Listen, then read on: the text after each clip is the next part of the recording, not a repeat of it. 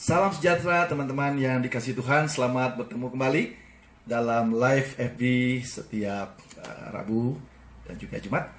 Dan saat ini saya senang dengan sukacita sekali bertemu dengan teman-teman semua. Malam ini atau saat ini kita akan membahas satu tema, apa berkat yang terutama. Berkat yang terutama bagi setiap orang yang sungguh-sungguh percaya kepada Tuhan Yesus Kristus. Kita akan bahas itu. Nah, kita akan mengawali dengan sebuah pujian yang indah untuk mengingatkan kita akan kasih Tuhan yang begitu besar. Damai sejahtera Tuhan menyertai teman-teman semua ya. Selamat menikmati, selamat mengikuti.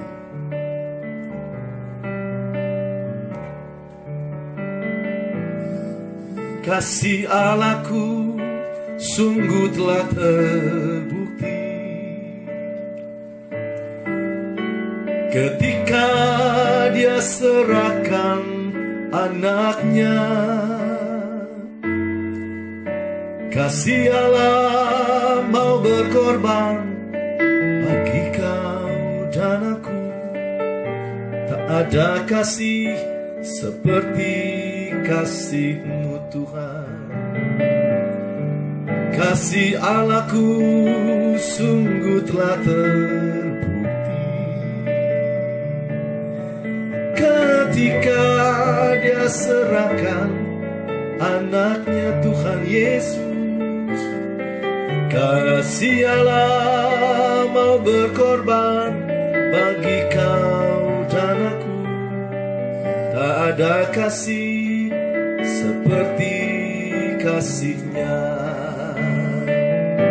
Bersyukur, bersyukur, bersyukurlah, bersyukur karena kasih setia-Mu.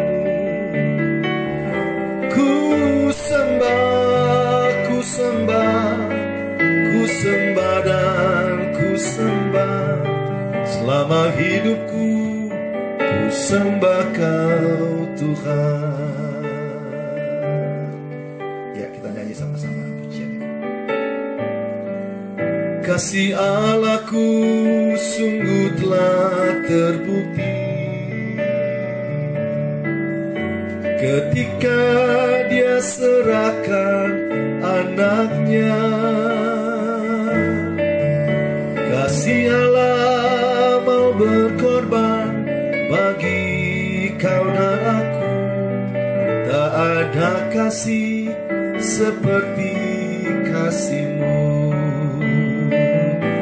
Bersyukur, bersyukur, bersyukurlah, bersyukur karena kasih setia-Mu.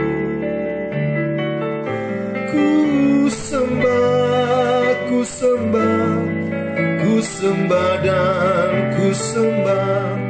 Selama hidupku ku sembah Kau Tuhan.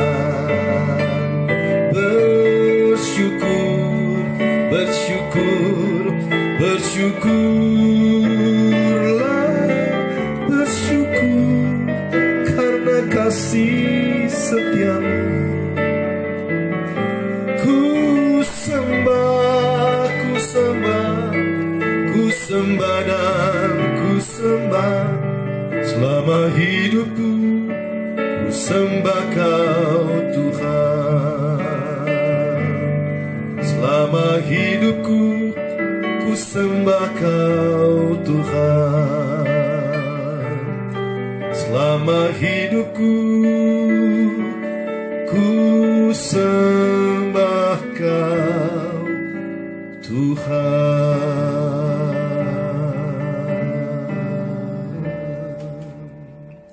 Arahkan hati kepada Tuhan. Kita akan buka ibadah kita pada saat ini. Pertolongan kita adalah dari Tuhan yang menjadikan langit dan bumi. Dan keselamatan kita adalah kasih karunia dari Tuhan Yesus Kristus yang telah rela mati di kayu salib menanggung hukuman dosa kami. Turunlah atas kami ya Tuhan kasih karunia dan damai sejahtera dari Allah Bapa, Tuhan Yesus Kristus, Roh Kudus, mengurapi, menguduskan, menyucikan, dan memberkati setiap kami dan memberkati ibadah kami pada saat ini. Dalam nama Tuhan Yesus kami buka ibadah ini. Haleluya. Amin. Nah, silakan teman-teman nanti kalau mau chatting dari sekarang silakan aja. Tapi nanti sesudah firman Tuhan baru saya baca ya.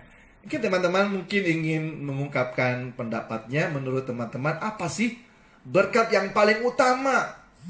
Berkat yang paling utama yang kita terima ketika kita sungguh-sungguh percaya kepada Tuhan Yesus. Silakan buat teman-teman yang mau chat, silakan supaya kita nanti bisa bahas lah. Ya teman-teman yang dikasihi Tuhan, iman Kristen itu seperti sebuah bangunan ya. Kalau boleh dikatakan bangunan iman Kristen. Ya, seperti layaknya sebuah bangunan. Maka yang paling utama dibangun sebelum bangunan itu berdiri, yang paling utama dibangun adalah fondasinya. Saudara membangun sebuah bangunan dengan arsitektur yang yang terindah sekalipun, saudara menggunakan keramik yang bagus, saudara menggunakan kayu yang bagus, saudara menggunakan apalagi semua aksesori yang menarik buat gedung itu. Tetapi kalau fondasinya tidak kuat, fondasinya mungkin kayu aja, atau kalau fondasinya cuma ya semen biasa, nah, begitu datang angin, gempa, roboh. Jadi penting sekali kalau Bapak Ibu Saudara perhatikan orang membangun itu, yang paling lama dibangun itu adalah fondasi. Nah, Bapak Ibu Saudara, kalau kita menjadi Kristen cuman karena mengalami pengalaman mujizat, saya sangat yakin bahwa saudara sedang membangun bangunan imanmu dengan fondasi yang tidak kuat. Karena kalau misalnya saudara mungkin pernah sakit kanker atau sakit yang berat, lalu didoakan sama Tuhan, lalu sembuh, lalu saudara memutuskan, wah saya menjadi Kristen karena kuasa Tuhan memulihkan saya. Pertanyaannya, kalau satu saat saudara kanker lagi dan didoakan tidak sembuh, kira-kira masih percaya Yesus kan? Saudara mungkin perusahaannya sedang bangkrut, lalu diundang hamba Tuhan, lalu berdoa, lalu akhirnya perusahaan saudara bangkit lagi, semakin diberkati, katakanlah, oh, saya diberkati Tuhan. Perusahaan saya dari bangkrut menjadi bangkit lagi. Jadi saya percaya Tuhan Yesus, karena saya mengalami berkat Tuhan. Dan saya percaya kalau saudara membangun imanmu, dengan pemahaman seperti itu, saudara sudah menempatkan fondasi yang tidak kuat bagi imanmu. Satu saat ketika saudara mungkin Tuhan bisa izinkan terjadi. Perhatikan Ayub. Itu orang kaya banget, orang baik loh tuh. Tuhan izinkan habis semua. Harta habis. Sakit penyakit gak sembuh-sembuh. Tapi dia tetap percaya Tuhan.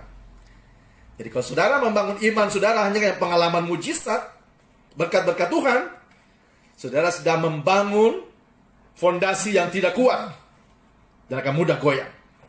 Apalagi kalau saudara menjadi Kristen cuma karena ikut-ikutan, karena suami Kristen ikut-ikutan. Mohon maaf nih kalau misalnya satu saat suami dipanggil Tuhan, lalu saudara menikah dengan tidak seiman, sangat mungkin saudara akan berbalik lagi. Karena saudara membangun fondasi yang salah. Hari ini kita akan belajar. Kita harus benar-benar memiliki fondasi yang kuat, dan itu yang paling utama. Jadi Kristen itu juga bukan karena berkat-berkat jasmani. Saya sudah jelaskan kan, kalau berkat jasmani, iblis juga bisa. Jadi Kristen juga bukan hanya karena pengalaman mujizat, sakit sembuh, iblis juga bisa. Dan jadi Kristen itu jangan ikut-ikutan. Ikut suami lah, ikut temannya, nanti apalagi ikut, di mana-mana ikut. Saudara sudah membangun fondasi yang keliru.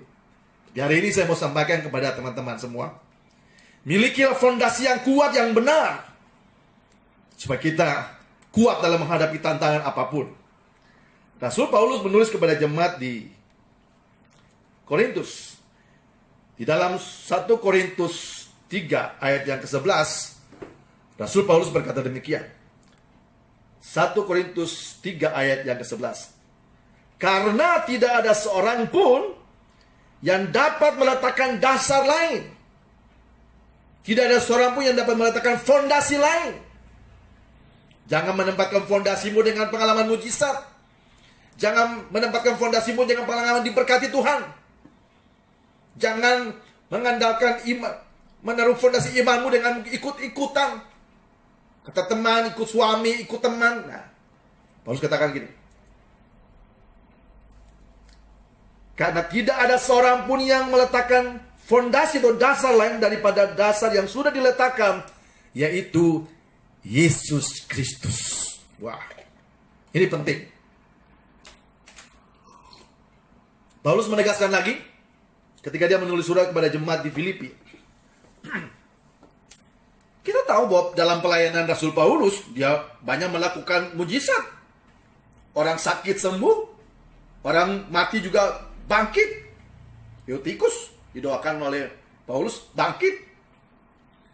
Tapi ini menurut saya ini doa yang paling utama yang harus juga dimiliki oleh setiap umat Kristen. Di dalam Filipi 3 ayat yang ke-10, Paulus katakan begini. Yang ku kehendaki ialah mengenal dia dan kuasa kebangkitannya dan persekutuan dalam penderitaannya, di mana aku menjadi serupa dengan dia dalam kematiannya. Jadi yang penting di dalam hidup kita itu bukan mujizat-mujizatnya. Rasul Paulus bisa saja kan berdoa, Tuhan, tambahkan lagi, mujizat lebih lagi. Mujizat kreatif lah, mujizat inovatif lah. Paulus gak berdoa begitu. Paulus berdoa gini, yang ku kehendaki adalah mengenal Yesus Kristus dan kuasa kebangkitannya. Saudara menjadi Kristen, tapi tidak sungguh-sungguh mengenal Kristus, percuma. Saya katakan percuma. Kalau saudara menjadi Kristen karena pengalaman mujizat dan mau cuma berkat-berkat aja, satu saat saudara akan tinggalkan Tuhan. Ingat kan? Kisah orang kusta. 10 orang kusta sembuh, cuma 1 yang balik. Berapa orang yang makan ketika Tuhan Yesus memberkati 5 roti dan 2 ikan? Ribuan orang, lebih dari 5.000. Matius katakan 5.000 laki-laki, belum termasuk perempuan dan anak-anak. Bisa 15.000. Tapi mereka juga yang menyerukan, salibkan dia, salibkan dia. Ya saya nggak terlalu percaya kalau orang datang ke KR sembuh lalu sungguh-sungguh percaya Tuhan, belum tentu.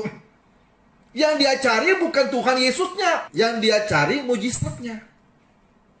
Kalau saudara mempunyai motivasi menjadi Kristus seperti itu, saudara sedang menempatkan fondasi bangunan imanmu yang salah.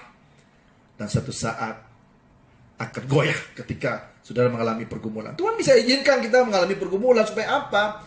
Supaya kita bisa bertumbuh imannya. Saudara kan juga nggak mau kalau anak saudara di TK terus kan? Ya untuk naik ke kelas 1 harus ada ujian.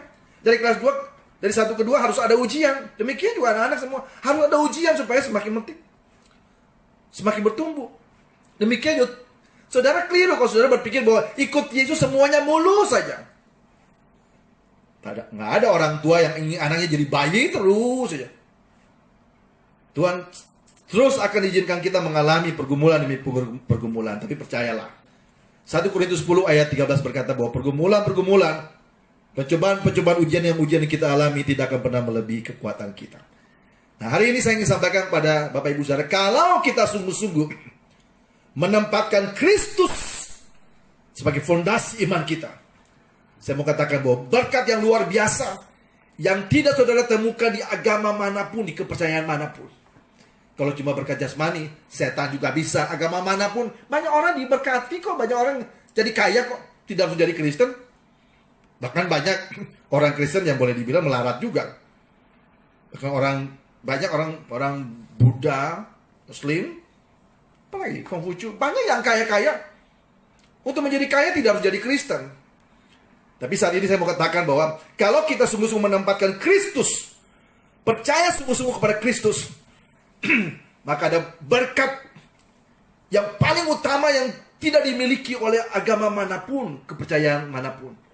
Dan itu hanya ada bagi setiap orang yang percaya kepada Kristus. Yang pertama, berkat yang tidak pernah dimiliki oleh orang yang di luar Kristus, yang tidak percaya, yaitu di dalam Kristus hukuman atas dosa kita sudah ditanggung di kayu salib. 1 Petrus 2 ayat 24. Kristus sudah mati menanggung hukuman dosa kita.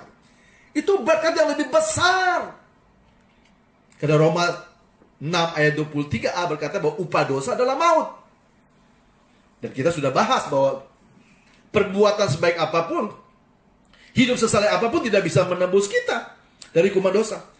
Tetapi karena kasih karunia Tuhan, Tuhan Yesus rela mati di kayu salib, dan setiap orang yang percaya kepadanya, kita sudah bebas dari penghukuman dosa. Roma 8 ayat 1. Itu berkat terbesar yang sudah kita terima dan tidak pernah kita temukan di dalam agama manapun, dalam kepercayaan manapun. Dengan baik, yang pertama, berkat utama yang kita boleh terima karena iman kita yang sungguh-sungguh pada Kristus, yaitu kita sudah mengalami pengampunan dosa. Hukuman dosa kita sudah ditanggung oleh Kristus, dan tidak ada lagi penghukuman dosa bagi setiap orang yang percaya kepada Tuhan Yesus Kristus. Luar biasa. Berkat kedua, yang utama yang tidak akan pernah saudara temukan dimanapun, di dalam kepercayaan manapun. Yang kedua, di dalam Kristus kita menemukan kepastian ke sorga. Dengar baik, di dalam Kristus kita menemukan kepastian ke sorga, bukan mudah-mudahan lagi. Karena Yesus berkata dalam Yohanes 14 ayat 6, Aku jalan kebenaran dan jalan kehidupan, itu yang Yesus katakan. Dan ku percaya, amin, di dalam namanya ada kehidupan yang kekal. Ada kepastian yang kekal ke surga. Berkat utama yang kedua yang sudah tidak akan pernah temukan dimanapun, itu saudara, di dalam Kristus kita menemukan kepastian ke surga. Roma 10 ayat 9 dan 10. Dengan hati orang percaya sungguh-sungguh, dan dengan mulut orang percaya sungguh-sungguh, maka dia pasti diselamatkan kalau kita sungguh-sungguh percaya pada Kristus. Jadi berkat utama yang kedua yang sudah tidak pernah temukan dimanapun adalah di dalam Kristus kita menemukan kepastian ke surga. Wow. Lalu berkat yang ketiga juga penting dan utama. Yohanes 14 ayat 1 sampai 3 berkata bahwa setiap orang yang percaya pada Kristus, kita sudah disediakan tempat di surga. Kita bukan saja memiliki kepastian ke surga, tapi kita juga sudah memiliki tempat di surga. Karena Kristus naik ke surga untuk menyediakan tempat bagi setiap orang yang sungguh-sungguh percaya. Berkat yang tidak pernah ditemukan dimanapun, di agama manapun, yaitu setiap orang yang sungguh-sungguh percaya, Tuhan sudah menyediakan tempat di sorga bagi kita. Wow. Yang terakhir, ya, yang keempat, setiap orang yang sungguh-sungguh percaya pada Kristus, berkat yang paling utama juga yang kita terima adalah apa? Di dalam diri kita ada Kristus. Makanya Paulus katakan ada roh Kristus. Paulus menulis pada jemaat di Galatia dalam Galatia 2 ayat 20, hidupku bukan aku lagi, tetapi Kristus dalamku.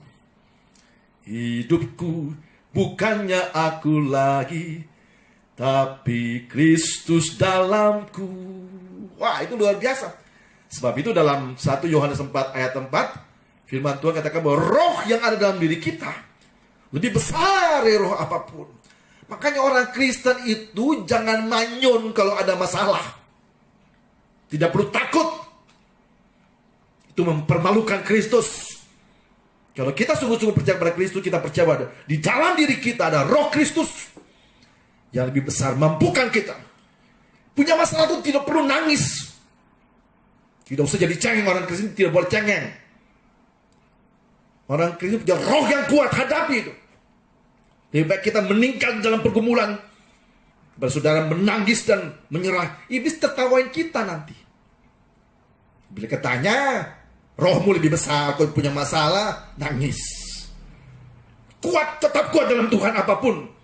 Dalam keadaan sakit, dalam keadaan apapun, tetap kuat dalam Tuhan. Karena di dalam diri kita ada berkat terbesar yang Tuhan berikan kepada setiap kita.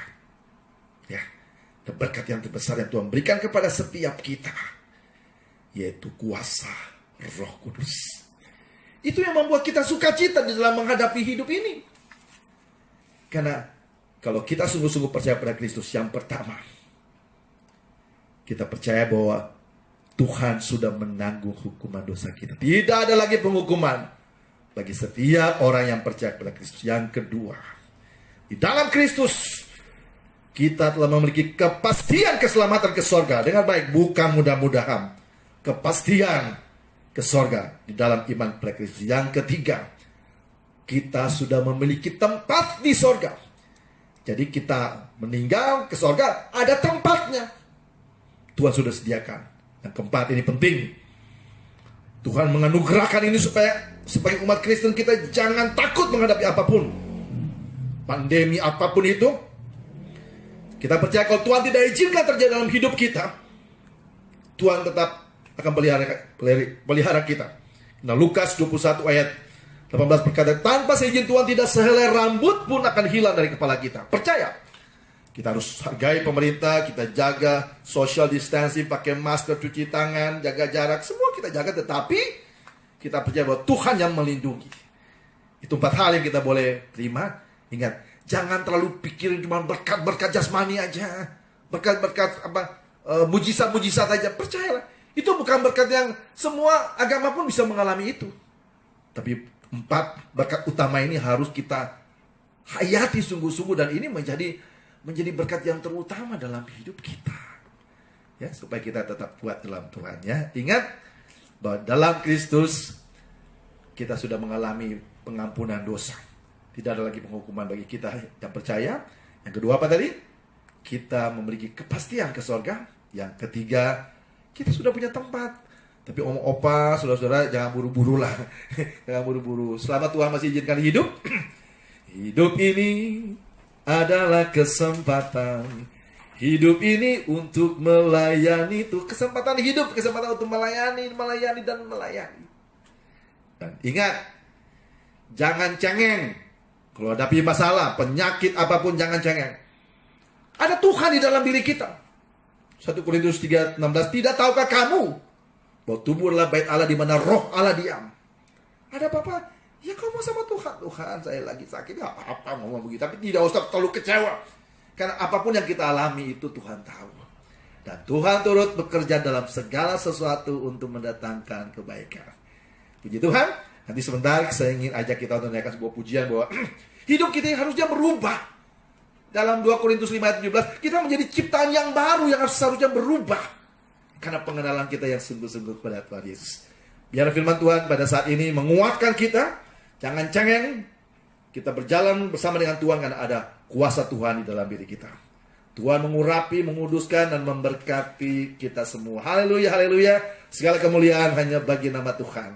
Amin. Begitu Tuhan meninggalkan kita. Kita akan mengakhirinya dengan sebuah pujian bahwa hidup kita berubah dan sukacita ketika kita terima Tuhan Yesus Kristus. Hidupku berubah dan sukacita sejak ku terima Yesus. Jiwaku ditebus dengan darahnya sejak ku terima Yesus. Sejak ku terima Yesus. Sejak ku terima Yesus. Jalanku terbuka di surga kekal sejak ku terima Yesus. Hidupku berubah dan sukacita sejak ku terima Yesus. Jiwaku ditebus dengan darahnya sejak ku terima Yesus. Sejak ku terima Yesus. Sejak ku terima Yesus. Jalanku terbuka ke surga kekal sejak ku terima Yesus. Masih kita yang tahu tentang kebenaran, kita yang tahu bahwa Kristus sudah menanggung hukuman dosa kita, Kita yang tahu jalan yang pasti ke surga, pergilah dan beritakan kabar baik ini. Biar setiap orang boleh sukacita di dalam Yesus Kristus. Hidupku berubah dan sukacita sejak ku terima Yesus.